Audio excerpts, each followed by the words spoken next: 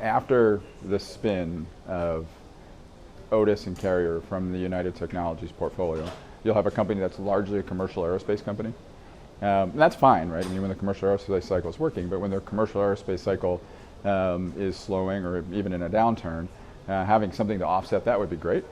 Raytheon's a defense business.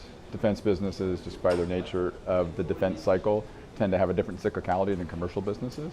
So, you put the two together, you'll have a much more defensive portfolio.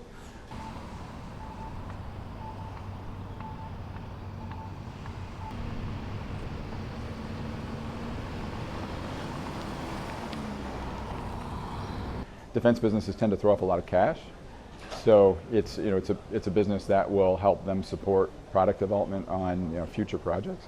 Defense businesses typically take little investment from the defense business itself in future product development because that's funded by the U.S. government or the customer, if you will.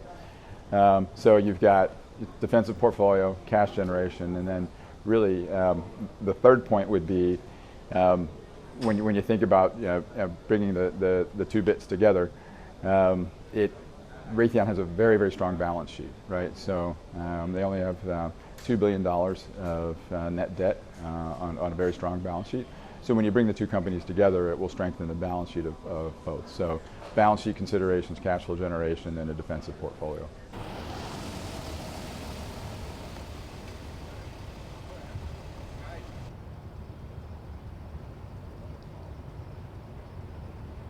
And even, I would say, broader, they are taking away commercial businesses that are decent businesses in their own right, but have a different cyclicality. They're more cyclical. Otis Elevator and Carrier Building Systems both are very cyclical commercial businesses.